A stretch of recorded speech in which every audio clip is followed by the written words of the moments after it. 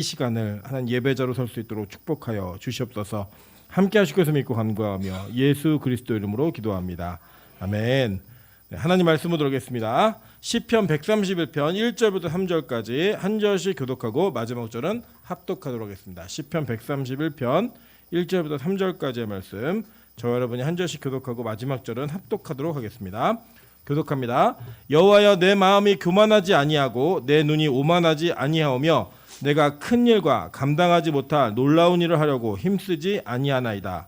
실로 내가 내 영혼으로 고요하고 평온하게 하기를 젖된 아이가 그의 어머니 품에 있음 같게 하였나니 내 영혼이 젖된 아이와 같도다. 합독합니다. 이스라엘아, 지금부터 영원까지 여호와를 바랄지어다. 아멘. 네, 주변에 있는 분들에게 이렇게 한번 인사드리도록 하겠습니다. 당신 때문에 살맛이 납니다. 앞뒤로도 인사하겠습니다. 당신을 볼 때마다 힘이 솟습니다. 네, 제가 감사하게 여러분 많이 중보해 주셔가지고 은혜 가운데 잘 다녀왔습니다. 사실은 저희 아내도 지금 함께 있지만 제가 웬만하면 어떤 일을 할 때 이거 안 될 것 같은데 이런 말을 잘 내뱉지는 않습니다. 웬만하면 저는 다 안 된다 그래도 된다고 이렇게 얘기하는 사람인데 이번에는 준비하는 과정이나 체력이나 모든 것들이 이거 과연 할 수 있을까라는 생각이 있어서 제가 저희 아내한테 처음으로 안 될 것 같아, 몸이 너무 힘들고 이게 상황이 너무 어려워 이렇게 얘기를 했더니 저희 아내가 처음으로 그런 얘기를 들어본다고 그렇게 얘기를 하더라고요. 어쨌든 하나님이 이렇게 뭐 우여곡절 끝에 가게 하셨는데 제가 너무 감사했던 건 빛과 소금교회 중보의 힘이 너무 많이 느껴졌어요. 그래서 제가 안 될 것 같다라고 하는 제 상태를 하나님이 넉넉히 감당하게 하셨습니다. 그래서 이제 첫날에는 저희가 이제 그 40여 명이 그 한 선교사님에게 성장된 목사들이에요. 그러니까 이 40여 명의 멤버가 37명이 한 교회 출신이에요.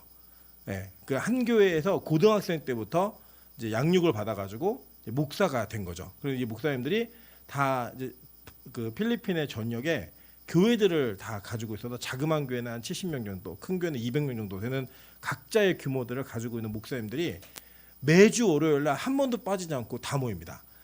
그 중에 한 분은 거리가 200km예요. 그러니까 자기 교회가 이 센터에서 200km 되는 거리를 매주 월요일마다 들어와 가지고 월요일 날 하루 종일 강의를 듣고 공부를 합니다. 이유는 목사가 성장하지 않으면 교회가 절대 성장할 수 없다라고 하는 이 선교사님의 양육이 계속 있었기 때문에 이 필리핀 목사님들이 그렇게 40여 명이 모이셨어요. 모이셔가지고 제가 거기에서 어떤 강의를 했냐면 구약의 성도들이 누구로 구원받는가, 그러니까 구약에도 예수가 정말 있는가에 대한 부분들을 정확하게 이야기하면서 그 실제 예들과 그것이 왜 그렇게 돼야만 하는지에 대해서 쭉 설명을 했습니다. 첫날 강의 7시간 했고요. 둘째 날 7시간 했고 셋째 날은 6시간 했어요. 총 합치니까 20시간 정도 강의를 했더라고요. 20시간의 강의를 하는데 저는 개인적으로 너무 행복한 시간을 보냈습니다. 이렇게 막 말씀이 들어가는 게 보이고 말씀을 들으면서 이렇게 목사님들의 눈에서 눈물이 터지고 또 이제 그 이후에 이제 선교사님이 기도회를 인도하면 진짜 저는 이게 하늘로부터 은혜가 이렇게 임하는구나라는 걸 볼 정도로 모든 분들이 다 그 자리를 박차고 무릎 꿇고 기도하면서 필리핀 목사님들이 주여 삼창을 하시더라고요. 지저스 하면서 원장님이 거기 가시면 지저 그래갖고 다들 이렇게 지저야 되는 줄 아는데 지저스 이렇게 그 주여 삼창을 기도를 하는데 우리 자신이 얼마나 하나님 앞에서 게으른 설교자였는가, 그리고 얼마나 이 복음이 정말로 귀중한 것인가에 대한 것들을 전달했을 때 이 선교사 사역자들의 눈에서 눈물이 터지고 또 하나님 앞에 결단하는 시간들이 있었습니다.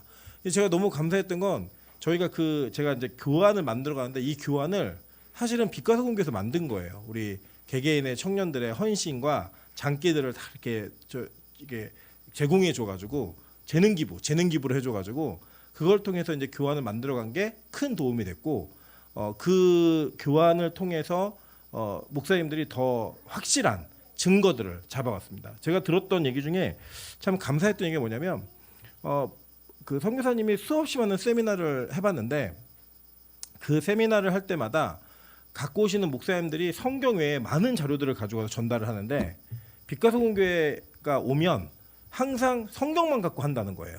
근데 그게 불가능하지 않다는 걸 보여주니까 이 사역자들 마음 가운데 성경이 이렇게 힘 있고 능력이 있는 거구나라고 하는 것들을 다시 한번 깨닫게 되는 은혜가 있었다라고 얘기하셨습니다.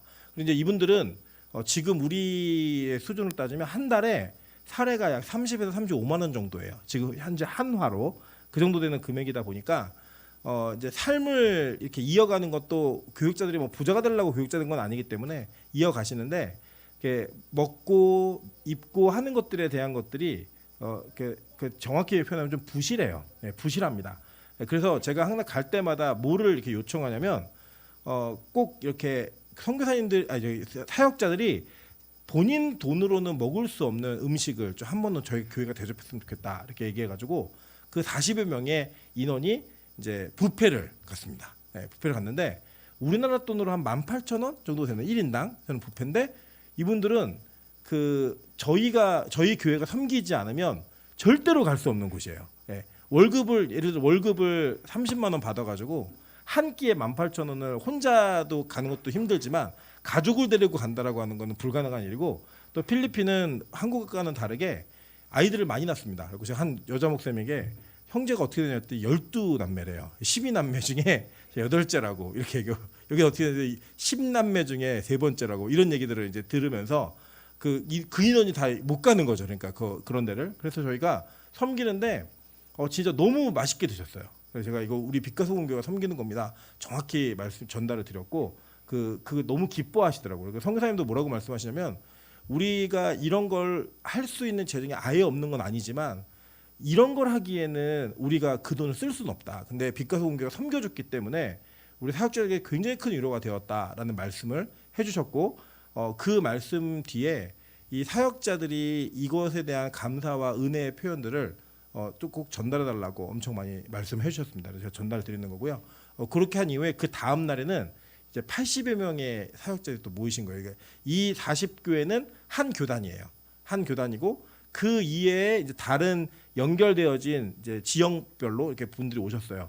뭐 8시간 걸려서 오신 분도 계시고 그분들과 이틀에 걸쳐서 출애굽기에 나타나 있는 예수 그리스도와 그 율법 안에 복음이 포함되어 있다. 그래서 복음과 율법이 분리되는 게 아니라 하나이다라고 하는 것을 우리 빛과소금교에서 했던 10계명에 대한 설교를 기준으로 해서 저희가 이제 강의를 시작을 했습니다. 강의 때 많은 분들이 처음에는 이제 물음표가 딱 있는 거예요. 율법과 복음이 하나라고? 이거에 되게 굉장히 큰 충격이 있었고 그게 증명되고 나서 많은 분들이 뭐라고 저한테 와서 얘기하시면 자기가 설교를 너무 잘못하고 있었다고.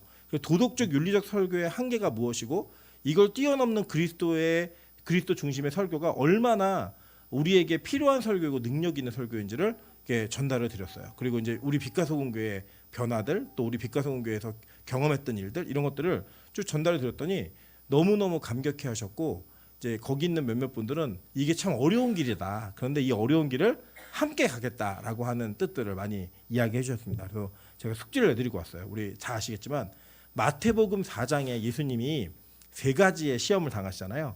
그래서 이제 첫 번째 시험은 제가 말씀으로 풀어드렸고 두 번째, 세 번째는 구약에 어떤 사건과 연결되어 있는지 찾아오시라고 그렇게 말씀을 드렸습니다. 그래서 이 10계명 중에 저희가 10계명을 하려고 갔는데 몇 계명까지 하고 왔을까요?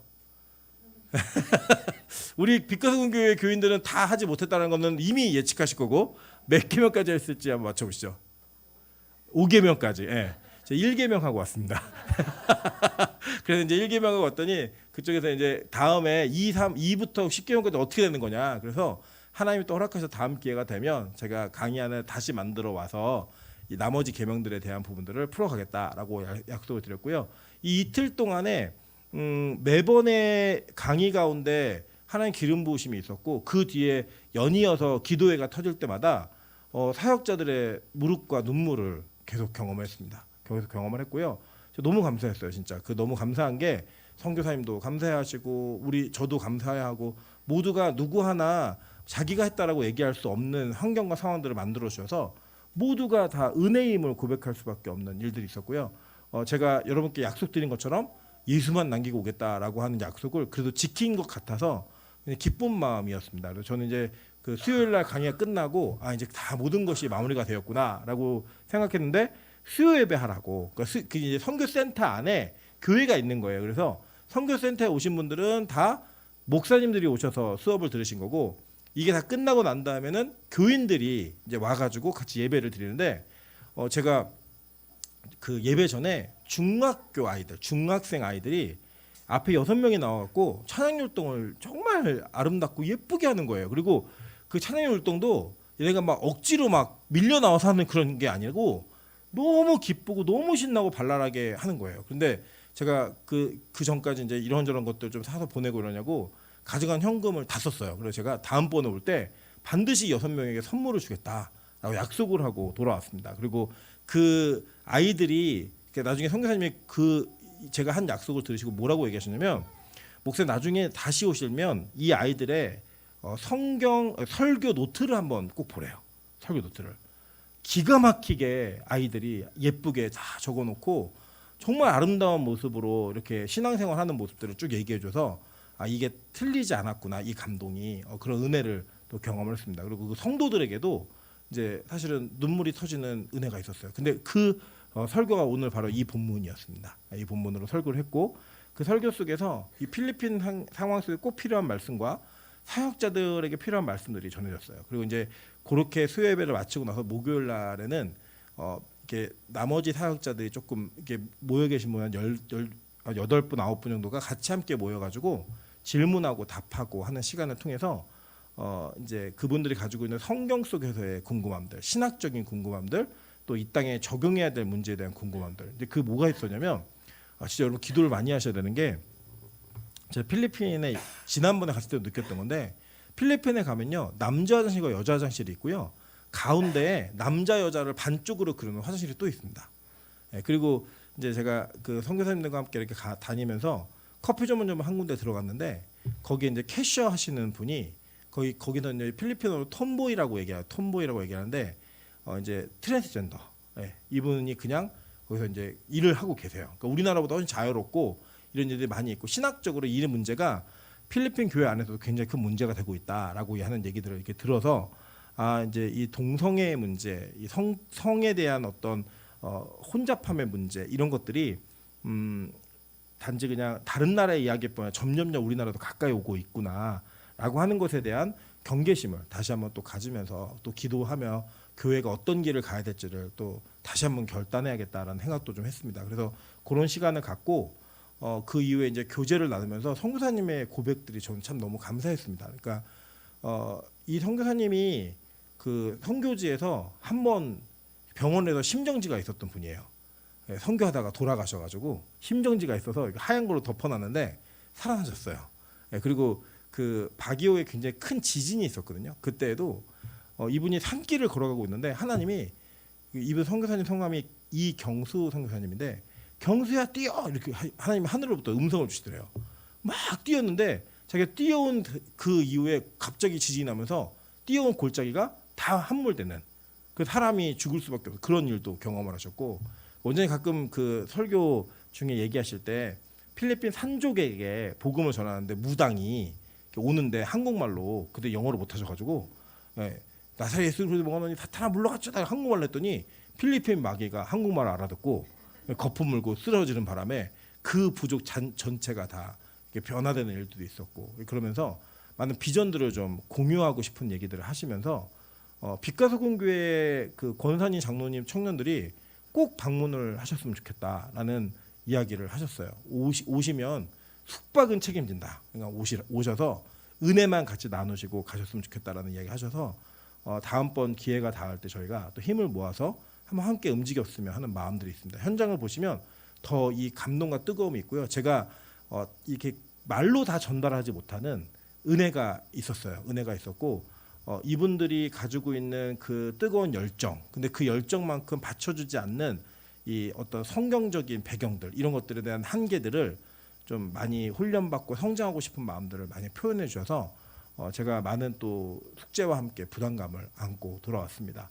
어쨌든 그 여정의 모든 것 가운데 저는 빛가서공교회가 함께 일한 그 은혜가 너무 감사했습니다. 여러분 중보가 너무 감사했고 또 제가 자리를 비웠음에도 불구하고 이 하늘문의 특세도 열심히 잘 지켜주시면서 자리자리 곳곳에서 교회에서 현장에서 함께 기도해 주신 그 기도 때문에 무사히 잘 돌아왔습니다. 무탈하게 잘 돌아왔고 하나님 은혜가 있었습니다. 여러분이 기도를 많이 하셔서 있는 내내 비가 왔습니다. 있는 내내 비가 와가지고 제가 그 떼약볕에 뜨거움은 그 당하지 않았고요. 원래 뭐 그랬어도 사실은 숙소에서 강의실 왔다 갔다 하는 거 외에는 제가 어디 나가질 않으니까 밥 먹을 때 몇 번 이게 대접하러 나갔다 온 일 외에는 어디 다니지 않았고요. 여러분 어쨌든 그래 도와주시고 기도해 주신 그 은혜의 결과로 우리 교회가 이런 귀한 일을 할 수 있었다. 그리고 앞으로도 하나님이 많은 것들을 맡기실 거를 보고 있습니다. 그리고 또 이제 어떤 요청하셨냐면 이번에 그 자카르타 인도네시아에 가서 강의를 하셨는데 거기 강의를 듣던 분들이 우리가 그 자카르타의 그 수도죠. 인도네시아 수도에 300명의 목회자가 모이는 모임이 있다. 근데 이 모임에 성경 공부를 해주러 선교사님 믿고 와달라고. 근데 선교사님이 그래서 그 얘기를 듣자마자 이거 임철 목사를 데리고 같이 가야겠다라고 하셨대요. 제가 그걸 왜 가냐고 여쭤봤더니 제가 와서 가르쳐준 걸 가지고 거기서 강의를 하셨는데 그분들이 다시 오라고 얘기했으니까 목사님이 가야 된대요. 그리고 저한테 요청하신 건 영어를 빨리 하라고. 왜냐면 제가 한국말로 하면 영어로 통역하고 영어로 인도네시아어로 바꾸면 이 시간이 또 줄어드니까 빨리 영어로 해라. 이래가지고 제가 굉장히 큰 부담감을 안고 돌아왔고요. 또 제가 이제 요청을 정식으로 드렸어요. 제가 이제 비공식적으로도 몇 번 말씀을 드렸지만 우리 빛가소금 교회에 영어 예배를 만들고 싶습니다. 굉장히 긴장하신 눈으로 이제 다 떨림이 있으신데 아이들을 미래 다음 세대를 위해서 청년들을 위해서 좀 영어 예배 만들고 싶습니다. 그래서 사역자 한 사람 좀 추천해 주십시오. 그랬더니 굉장히 잘생긴 미남의 청년 사역자를 저에게 소개해 주셨어요.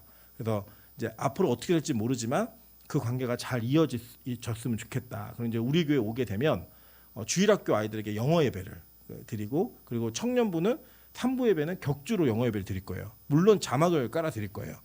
영어 자막을 깔아주든 뭐 한글 자막을 깔아주든. 그래서 우리 권사님들 긴장하지 마시죠. 그분이 오시면 저희는 함께 한글로 공부하는 모임 만들 거니까. 그래서 이 영어 예배를 통해서 이 교회가 좀 앞으로 하나님이 선교적인 비전을 맡기실 때 좀 잘 준비가 될 수 있는 그런 미래 세대를 좀 키워야겠다라는 마음이 들었고 또 그분들에게 영어를 배우고 저희는 한글을 가르쳐 주면서 앞으로 필리핀 교회와 한국 교회 이렇게 브릿지가 될 수 있는 사역자들을 좀 길러내는 일들을 했으면 좋겠다는 비전을 함께 나누고 기도 정도만 하고 돌아왔습니다. 그래서 제가 뭐에 탐났냐면 너무 미남이에요. 그 사역자 너무 미남이어서 탐이 났는데 저희는 맞는 나이가 없어가지고 좀 아쉬움은 있지만 너무 어려가지고 뭐 그게 뭔 상관이 하는 눈빛으로 몇몇 자매들이 쳐다보는데 어쨌든 그렇게 하나님이 주시는 은혜 가운데 저희가 하나님이 주실 비전, 저희가 또 품어야 될 비전, 기도해야 될 내용들 이런 것들을 다 안고 제가 함께 은혜 가운데 돌아왔습니다. 너무 기도해 주셔서 감사하고 여러분의 그 수고와 헌신이 절대로 그냥 땅에 버려지듯 심어지는 게 아니라 옥토에 뿌려졌다라고 저는 믿고 있어요. 그게 이제 거두어지고 열매 맺는 것들을 함께 보시면서 기쁨과 즐거움으로 이 선교 사역 가운데 함께 동참하고 이 일을 기뻐하는 마음으로 한 걸음 한 걸음 함께 동행하셨으면 좋겠습니다. 너무 감사하고요. 모든 영광 하나님께 돌려드립니다. 네, 제가 다 전달하지 못했지만 뭐 추후에 나오는 것들은 같이 전달하면 또 은혜의 시간들 갖도록 하겠습니다. 네, 오늘 본문 먼저 보도록 할게요. 자, 오늘 본문은 원래 제목을 보시면 뭐라고 써 있죠? 요새 이제 성경들을 많이 안 가지고 다니셔가지고 성경책에 보면 시편의 제목이 있거든요. 제목 한번 보실래요? 뭐라고 돼 있죠? 네, 다윗의 곧 성전에 올라가는 노래라고 되어 있습니다. 이 제목이 왜 중요하냐면 히브리어 원어 성경은 이 제목이 1절이에요. 다. 그 제목이 있는 그 시편들은 다 우리 한글 성경보다 한 절이 더 많습니다. 이게 1절이고 2절이 여호와여 이거예요.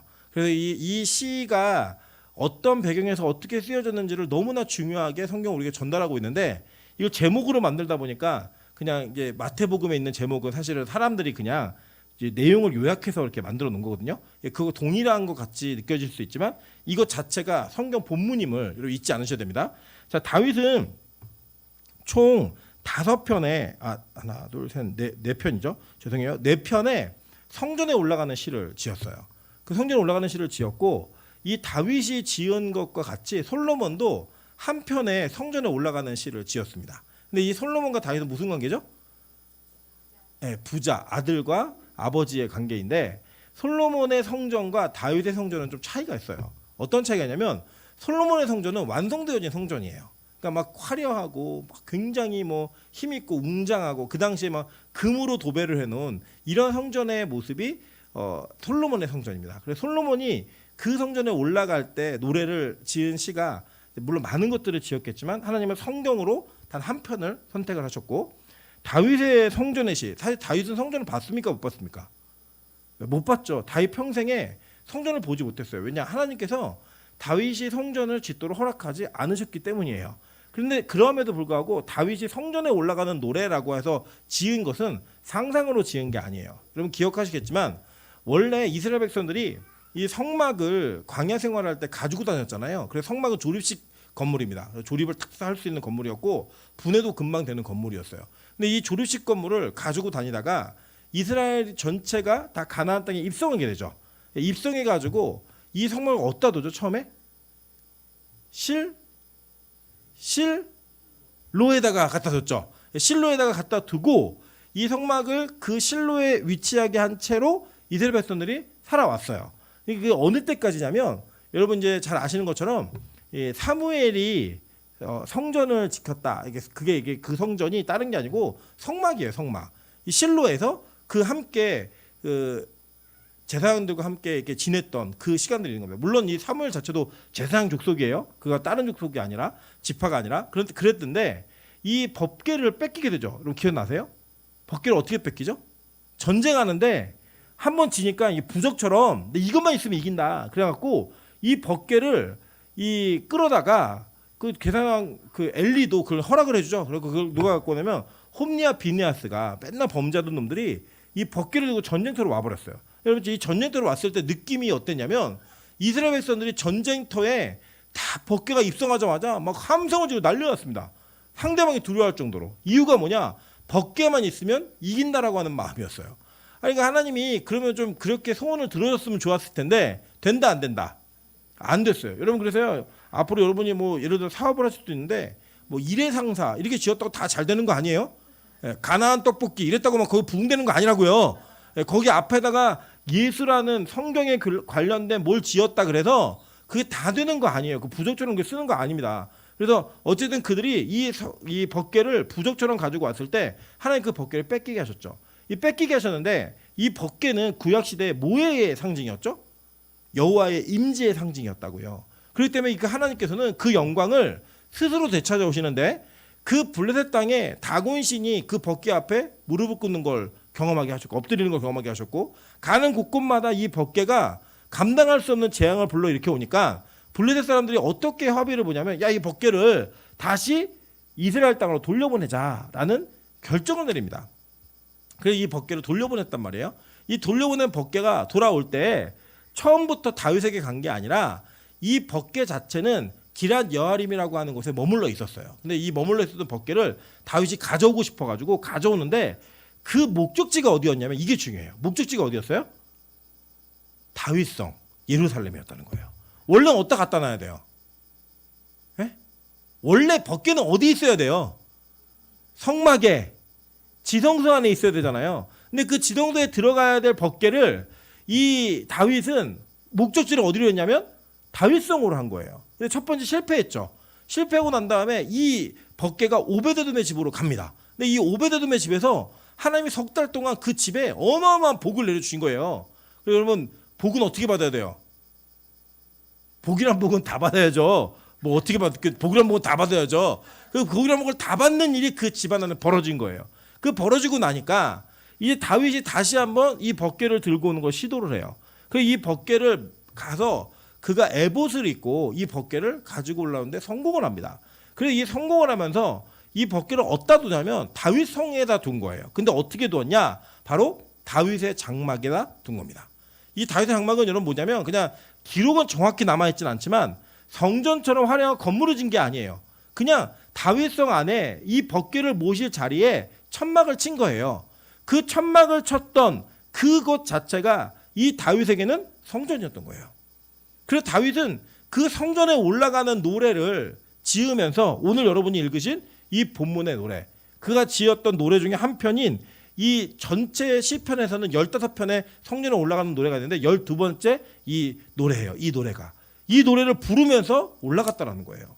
여러분 이 노래가 얼마나 중요하고 얼마나 의미가 있는지를 이제 배경으로 우리가 본 거예요. 자, 그럼 이 배경 속에서 다윗이 이 노래를 어떻게 지었고 어떻게 불렀는지 그리고 그것이 우리에게 무엇을 시사하고 있는지를 한번 본문을 통해 살펴보도록 하겠습니다. 자, 오늘 1절 보니까 이렇게 얘기해요. 여호와여 내 마음이 교만하지 아니하고 내 눈이 오만하지 아니하오며 내가 큰 일과 감당하지 못할 놀라운 일을 하려고 힘쓰지 아니하나이다라고 얘기합니다. 여러분 이제 우리가 이제 그런 게 있거든요. 예를 들어서 이 자리에 뭐 우리 그 굉장히 잘생긴 배우 여자들은 누가 잘생긴 배우라고 얘기해요? 원빈 스타일이 원빈이에요. 근데 왜 걔 만났어요? 네, 원빈 뭐 잘생긴 스타일 뭐 우리 권삼 시대는 누가 미남 배우였죠? 신성일? 네? 신성일 좋아하셨고 우리 박명희 원사님은 승승 원사님 누구 좋아했죠? 최영석? 네, 이렇게 우리 그 시대마다 이제 미남의 결은 다 다르지만 어쨌든 잘생겼다라고 표현할 수 있을 만한 객관적 사람들이 있어요. 주관적인 거 말고 엄마가 나 이쁘대요 이런 거 말고 이렇게 무언가 객관적으로 잘생긴 사람이 있는데 다윗은 그 시대에 성경이 뭐라고 표현하냐면 그가 붉고 아름다운 자였다라고 이야기를 해요. 그러니까 제가 다윗을 보면 요새 말하는 흔히 말하는 엄친아가 이런 사람이 아니었을까. 노래 잘하죠. 싸움 잘하죠. 머리 좋죠. 잘생겼죠.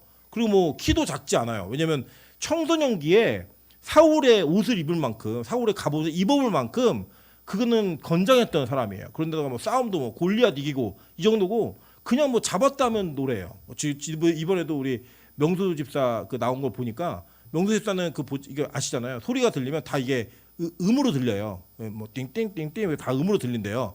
다 맞추고 막 이렇게 하는 게 우리도 그거 하고 싶잖아요. 하고 싶지만 돼요, 안 돼요? 안 되죠. 우리는 누가 같이 불러줘도 틀리고 우리는 화음을 넣다가도 난 소프라노인데 엘토가 크게 부르면 따라가는 막 이런 은혜가 있잖아요, 우리에게는. 근데 막 그런 거 막 노래도 잘했어요. 근데 명수 씨 안 잘생겼으니까 뭐 다 비교할 수는 없죠. 근데 막 얼굴까지 잘생긴 거예요. 그럼 뭐예요? 얼굴은 임철의, 음악은 정명수. 비웃으면 건강에 좋지 않아요? 네. 막 그런 어떤 모습으로 제일 크게 웃네. 자, 그런 모습으로 다윗이 딱 쓴 거예요. 근데 여러분 잘 이런 게 있잖아요. 예를 들어 정말 잘난 사람이 난 잘났어라고 얘기하면 아무도 이의 제기를 하지 않아요. 예를 들면 그 누가 있냐면 탤런트 중에 정우성이라는 배우가 있습니다. 이 정우성이라는 배우는 자기 잘생긴 거를 잘생겼다고 얘기를 해요. 근데 거기에 아무도 재수 없다거나 반박하질 않아요. 왜냐면 진짜 잘생겼으니까. 근데 이거를 우리 용성이가 계속하면 우리는 어떻게 할까요? 웃기고 앉아있네. 방송국 가면 오징어인데 이러면서 지금 용성이 그런다는 게 아니라 용성이 형의 수준의 얼굴로 그렇게 얘기하면 동네에서 먹어주는 얼굴 이 정도밖에 안 되는 거죠. 왜냐하면 하늘문의 자매들이 용성에 관심이 많아요. 잘생겼다고요? 그리고 뭐 주관적인 거니까 잘생겼죠. 어쨌든 간에 그 관심이 있는 건 뭐냐면 그래도 좀 생긴 거예요. 근데 이게 어디서 먹어주는 거냐? 노원에서 먹어주는 거예요. 강남 가면 오징어예요. 뭐 적기 가지고는 안 돼요. 일단 그런 어떤 우리 안에 부족한 부분이 있단 말이에요. 근데 다윗은 부족한 게 없어요. 근데 다윗이 뭐라고 얘기하냐면 자기 교만하지 않다는 거예요. 다윗 정도면 교만해도 돼요, 사실. 다윗 정도면 자기가 어떤 것들을 이루어왔는지를 이야기해도 되고요. 그가 보는 눈의 수준이 높아도 괜찮아요. 여러분 예를 들어서 우리 혜영 집사나 미영 집사가 자기는 BTS랑 결혼할 거라고 얘기하면 우리 뭐라고 얘기하죠? 미쳤네 이렇게 얘기하죠, 그죠? 이렇게 얘기해요. 왜냐면 눈이 너무 높다 이거죠, 그죠? 동네에서 그냥 결혼하겠다 그러면 그래 그렇게 할 수는 있지만 BTS는 아니야 이렇게 얘기할 수 있잖아요. 그렇게 얘기할 줄 다윗은 눈이 높아도 돼요. 여러분 다윗이 얼마나 부자였냐면요. 다윗은 전 세계 인류 역사 가운데 부자를 꼽으면 환산하면 다윗이 수위권에 들어가는 부자입니다. 가진 게 어마어마하게 많았고요.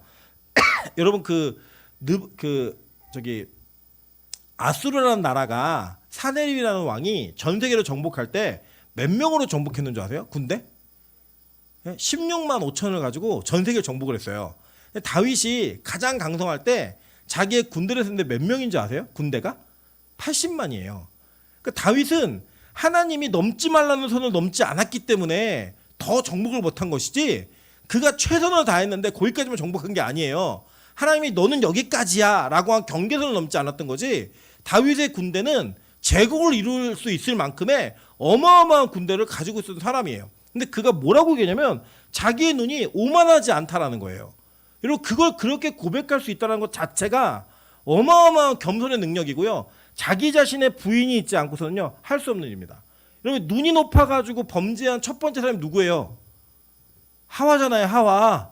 예, 선악과를 보고 눈에 어땠어요? 먹음직도 하고 보암직도 하고 탐스럽기도 했잖아요. 그 눈에 있었던 그 소욕의 욕구가 자기는 원래 피조물인데 하나님처럼 될 수 있다라고 하는 그 선을 넘어버렸잖아요. 여러분 그래서 제가 그 얘기했어요. 제가 언젠가 우리 명수 집사하고 둘이 차를 타고 가다가 명수야 너는 내가 너에게 부러운 게 하나 있다. 뭐가 부럽냐면 너는 적어도 눈으로 짓는 죄는 우리보단 덜 짓지 않겠니? 눈으로 보는 죄는 우리보다 덜 짓지 않겠니? 그 부러움이 있더라고요. 왜냐면 우리는 눈으로 참 많이 범죄하잖아요. 좋은 사람, 나쁜 사람, 예쁜 사람, 못생긴 사람, 잘생긴 사람, 못생긴 사람 이 막 구분하고 내가 좋아하는 사람, 싫어하는 사람 다 눈으로 범죄하는 게 시작이었거든요. 너 눈으로는 범죄하지 않았어도 참 좋겠다. 제가 그런 부러움을 한번 표현한 적이 있습니다. 이게 왜 그러냐면 우리 인간은 눈에서부터 무언가 실수와 잘못을 저지르기 시작하는 출발점이 되기 때문이에요. 다윗은 뭘 관리를 잘했냐? 자기의 눈을 관리를 잘한 거예요. 보면서 무언가를 판단하고 결정하지 않은 거예요. 그런데 이 다윗이 그렇게 얘기하면서 뭐라고 했냐면 내가 놀라운 일을 하려고 힘쓰지 아니합니다라는 고백을 해요. 그리고 이 힘쓰지 않는다는 게 참 어려운 일인데 하나님이 이 땅에 죄의 문제를 해결하는 불을 주실 때 어디서 불을 주셨죠? 첫 번째 성막에 하늘로부터 불이 내려왔잖아요. 하늘로부터. 근데 이게 왜 하늘로부터 내려왔느냐? 그리고 그 하늘로부터 내려온 불이 아닌 다른 불을 사용했을 때 나답과 아비를 하나님 죽여버렸어요. 왜 죽였는지 아세요, 여러분? 그 다른 불은 뭐냐면 여러분 잘 생각해보세요. 고대 사회에서 불을 붙인다고 하는 건 자기의 열심과 노력이 있지 않으면 불을 붙일 수가 없습니다. 혹시 여기 앉아 계시는 분들 중에 헐리우드 영화 중에 캐스트 어웨이라는 영화 보신 적 있어요? 그 내용이 뭐냐면 주인공이 비행기 타고 가다 비행기가 추락을 해요. 혼자 무인도에 떨어지는데 그 무인도에 이제 살아남으려고 여러 가지 노력을 하는 거예요. 노력을 하는데 제일 필요한 게 뭐냐면 불이었어요. 불. 이 불을 붙이는데 거기 보시면 처음에 나무판을 갖다가 나무를 팍 이렇게 비벼요. 근데 지푸라기 같은 거 갖다 연기가 나면 대고 막 호호만 불고 그게 안 되니까 그냥 손으로 막 해요. 나중에 손이 터져요. 막 그래서 손이 터지면 피가 나는데도 불이 안 붙어요. 근데 어떻게 이 불을 갖게 되냐면 그날 비 오다가 번개가 내려갖고 나무에 불이 붙어요. 그래서 그 불로다가 이제 불을 갖고 이제 보호하는 이런 일들이 벌어지면서 막 배구공에다가 얼굴 그려놓고 막 말 걸고 이러면서 탈출하게 되는 뭐 그런 스토리예요. 근데 거기서 보면요 불을 붙이는 게 생각만큼 쉽지 않아요. 고대 사회 때는 불을 붙인다는 건 자기가 하루 종일 이걸 해야지만 불을 붙이는 거예요. 그러니까 그 불은 누구의 열심으로 붙은 거예요? 내 열심이 들어간 거예요. 그러니까 그런 그 불을 갖고 제사를 드리면 죄를 사하는데 누구의 열심이 들어가는 거예요? 자기 열심이 들어가는 거예요. 그래서 하나님은 하나님의 불이 아닌 다른 불을 제단 안에서 사용하는 걸 허락하지 않으신 거예요. 그 어디요? 성전에서도 그 불이 내렸죠. 솔로몬 때. 그리고 그 불이 언제 내려요? 또 언제 내려? 우리 모르면 안 돼. 저희 강의 우리 교인 다 안다고 뻥치고 왔는데 그 불이 마지막 신약 시대 어디에 내려요? 오순절 다락방에 우리 각자에게 불이 내리잖아요. 그래서 우리의 죄사함은 누구로부터만 허락되는 거예요? 하늘로부터만 허락되는 거예요. 여러분이 열심히 하는 게 아니라 하나님이 여러분을 열심으로 이끌어내는 거예요. 제가 오늘도 우리 진돌이가 딱 메고 장비를 딱 들고 오는데 뭐가 제일 멋있었냐면 입은 티가 제일 멋있었어요. 저 티는 나 오늘 하늘면 간다 이거잖아요. 전투 복장 딱 복장을 입고 딱 온 거예요. 제가 그거 딱 보면서 와 우리 박매석 권사님이 너무 좋아하시는 거예요. 그리고 박매석 권사님 오늘 너무 좋으셔갖고 저녁 식사를 대접해 주겠다고 고기를 재우셨는데 저희 교회를 너무 깔보셨어요. 네 근이면 충분하겠지. 여기 저희 한 근씩 먹는 애들이에요. 한 근씩. 그래갖고 이제 고기가 좀 모자라 다음번에 또 오시겠다고 하셨으니까 지킬 줄로 믿습니다. 빨리 아멘 해요. 왜 나만 먹는 거 탐하는 사람처럼 그래. 어쨌든 그래서 갖고 오시는 그 기쁨도 우리 안 될 것 같은 진소리가 하나의 은혜가 나오잖아요. 근데 이게 사람이 열심히 하잖아요. 사람 때문에 했다 그래요. 근데 그게 아니라 하나님이 하시면 그 어떤 누구도 막을 수 없다라는 거예요. 그럼 보세요. 우리 제가 소식 들으니까 우리 미영 집사가 2kg가 쪘대요. 인생에 없는 일. 물론 우리가 2kg가 쪘다 그러면 어떻게 이건데 우리 미영 집사가 쪘다 그러면 우와 이렇게 칭찬할 수 있는 일이죠. 전혀 체력이나 마음이 이거를 할 수 없는 사람이에요. 본인도 알고 주변도 다 알아요. 근데 하늘로부터 불이 임하니까 자기 열심이 아니니까 하나님이 하게 하시는 거예요. 여러분 우리 절대로요 우리 힘으로 매일 예배 못 드립니다. 우리 그럴 인간들이 아니에요. 아시잖아요. 원래부터 우리가 예배를 좋아했어요? 제 평생에 예배 좋다는 말 한 번도 든 적이 없어요. 정말 드리기 전에 너무 싫은데 드리고 나면 좋았지 예배가 너무 좋아갖고 나 오늘 예배 있어도 너무 좋아 이런 날 한 번도 없었고 오늘 또 예배구나 또 드려야 되는구나. 근데 예배 드리고 나면 야 이래서 우리에게 예배가 필요하구나 이래서 좋은 적은 있지만 예배 드리는 게 기쁘세요? 아까도 우리 밥 먹는데 우리 미나 유사가 실수로 나가면서 불을 끄면서 다들 주무시라고 그럴 때 너무 좋아하는 거예요. 그래 자도 되냐고 안 가고 자도 되냐고 너무 좋아하는 마음들이 일심동체로 이게 있었던 이 표현들이 있었는데 우리가 우리의 열심으로 뭘 하잖아요. 절대 되지 않아요. 다윗은 자기가 이룬 모든 일들을 자랑할 수 있었잖아요. 내가 얼만큼 큰 사람인지 내가 얼마나 위대한 일을 했는지. 여러분 솔직히 여러분 중에 우리 누구 하나가 노원을 정복하잖아요. 그러면 여러분이 얼마나 여러분을 이력서에 그걸 넣겠어요. 노원 정복자 해가지고 어떻게 정복했는가 막 다 넣겠죠. 그걸 넣지 않아요. 제가 요새 안타까운 건 목사님들이 그 이력서가 너무 많아요. 그리고 또 그 왜 붙이는지 아세요? 성도들이 그걸 좋아해서 붙이는 거예요. 막 이렇게 붙이는 게 저는 항상 어디에서 뭐 강사로 볼 때 이거 달라 그러면 뭐 별로 다는 게 없어요. 그냥 뭐 빛과 소금교회 담임 목사. 그러니까 안 불러요. 더 너무 초라해 보이니까 뭐 쭉 있어야 돼요. 뭐 협회장 뭐 다 있어야 되는데 안 불러요. 왜냐 자기 힘으로 한 사람은요 자기 거니까 그걸 반드시 써야 돼요. 근데 하나님이 하게 하신 사람은요 안 써도 돼요. 하나님 건데 뭘 써요. 굳이 전혀 문제가 없는 거예요. 다윗이 그걸 얘기하는 거예요. 한 번도 난 힘쓰지 않았대요. 얼마나 멋있어요. 되게 여유 있지 않아요? 뭐 그런 거예요. 전교 1등 했는데 나 한 번도 최선을 다해서 공부한 적이 없어. 이거 화나잖아요 우리. 근데 우리 기독교인이 그렇게 사는 거라고요. 여러분이 무엇을 이루든 간에 나는 내 열심으로 한 게 아니라 하나님이 이걸 하게 하셨어 라는 고백을 해야만 하는 거예요. 제가 이번에 너무 감사했던 건 뭐냐면 제가 제 나이를 공개했더니 다들 놀라시더라고요. 몇 년생인지를 제가 이제 공개를 했어요. 그 가가지고 저는 몇 년생입니다. 칠판에 썼더니 다들 너무 놀라시는 거예요. 왜 놀라셨는지 모르겠어요. 그러니까 제가 너무 동안이어서 놀랐는지 뭐 나이가 많아 보였는데 적어서 놀란 건지 모르겠지만 제 약관의 나이가 그분들에게는 너무 신기하셨던 것 같아요. 왜냐하면 이런 거예요. 그냥 다른 게 아니라 아니 그런데 저 나이에 어떻게 저런 강의를 하지 이런 분위기가 전달이 되게 됐어요. 그래서 저는 너무 감사해서 내가 이렇게 얘기했어요. 근데요 이 모든 거는 다 하나님 은혜입니다. 저도 예전에 도덕적 윤리적 설교에 사로잡혀서 사람들 정죄하고 공격하는 설교를 했던 사람입니다. 그 얘기를 하니까 다들 숙연해지시는 거예요. 근데 하나님이 이 눈을 여시니까 성경이 전혀 다르게 보이는 거야. 전혀 다르게 보이더라고. 전혀 다르게 보이고 내 신앙과 내 목회의 방향성 자체가 완전한 탈바꿈을 하는 그런 일들이 있었다. 이 교회 저처럼 여러분의 교회들이 다 그렇게 변했으면 좋겠다고 그러니까 다들 큰 소리로 아멘 하면서 화답하시더라고요. 여러분 그게 왜 필요한가? 저는 이게 목회자에게만 필요한 게 아니라 우리 모두에게 필요하다고 생각합니다. 여러분 최선을 다해서 이 땅을 살아가시는데 그 최선이 하늘로부터 온 불이어야 돼요. 내 열심이면 안 돼요. 특별히 신앙은 더 여러분의 열심이면 안 돼요. 그래서 여러분 이 내 열심으로 일했는가 하나님의 열심이었는가를 판별할 수 있는 판별식 여러분 안에 있습니다. 남이 해주는 게 아니라 뭐냐면 내가 그래도 이만큼 했지라는 생각이 지어지지 않는 분들은요 자기 열심으로 신앙생활한 거예요. 누군가 그걸 알아주지 않고 누군가 나에게 그 말을 해주지 않으면 섭섭하다 자기 열심으로 한 거예요. 그런데 그 말을 안 해도 하나님이 하신 일이니까 나는 그 말을 들을 자격도 없고 그 말 자체가 나에게는 독이라고 생각하시는 분들은요 하나님이 하셨다고 믿는 거예요. 저는 우리 빛과 소금 교회가 후자가 되기를 주님으로 축원합니다. 아무 칭찬이 없어도 누가 말하지 않아도 다 하나님의 은혜였기 때문에 자랑할 수 없다라는 공감대가 여러분에게 형성되기를 소망합니다.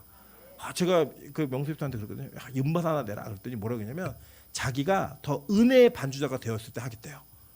옛날에 명수 안 그랬습니다. 예, 자기 아니면 대한민국에 자기 음악 따라올 사람 없고 자기가 최고인 줄 알았다고 항상. 근데 하나님의 은혜를 알고 나서 그런 걸 하겠다는 거예요. 여러분 그게 바로 하나님께서 우리에게 어떤 한 사람만 얘기하는 게 아니라 우리의 변화가 어떻게 일어나야 되는지를 제가 설명하고 이야기 드리는 거예요. 저 우리 모두에게 그런 은혜가 있기를 소망합니다. 누가 했다고요? 하나님이요. 옆 사람에게 이렇게 얘기해서 하겠다. 하나님이 당신을 이만큼 바꾸셨습니다. 그렇게 바꾸셨어요. 근데 이 다윗이 뭐라고 고백하느냐? 딱 한 가지 고백해요. 실로 내가 내 영혼으로 고요하고 평온하게 하기를 젖된 아이가 그의 어머니 품에 있음 같게 하였나니 내 영혼이 젖된 아이와 같도다라고 얘기합니다. 제가 일전에 이거 한번 설교한 적이 있는데요. 이 젖된 아이라고 하는 걸 제가 언제 깨달았냐면 제가 아이들을 참 좋아해요. 좋아하는데 청년 때 제가 뭘 했냐면 저는 어느 교회에 있든지 제가 청년 때 있을 땐 항상 영화부 교사를 했습니다. 안 어울리죠? 예, 물론 아이들은 저는 별로 좋아하지 않았지만 저는 아이들을 굉장히 좋아했습니다.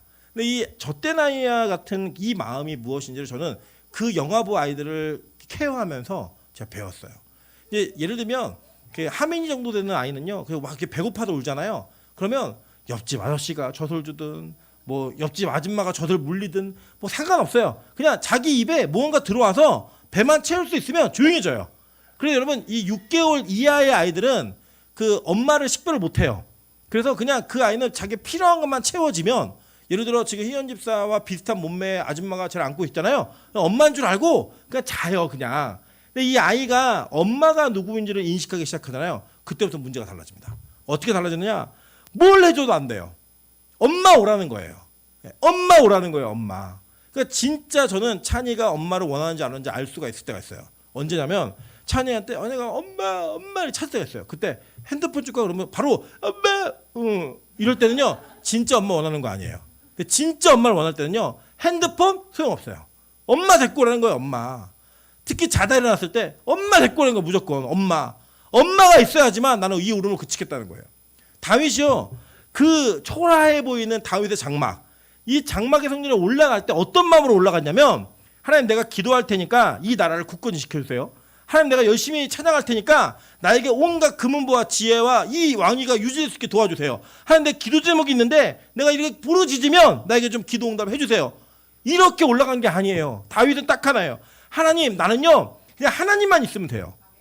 나는 딴 거 다 필요 없고요. 하나님만 있으면 돼요. 돈, 명예, 권력 아무것도 필요 없어요. 하나님이면 돼요.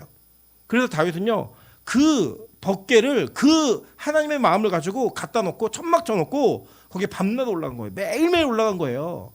그래서 하나님이요 나중에 이 아모스 9장에도 얘기했고 사도행전에 이야기하실 때 성령의 강림과 교회의 부흥을 설명하는 설교에 뭐라고 되어 있냐면 내가 무너진 다윗의 장막을 다시 회복하리니.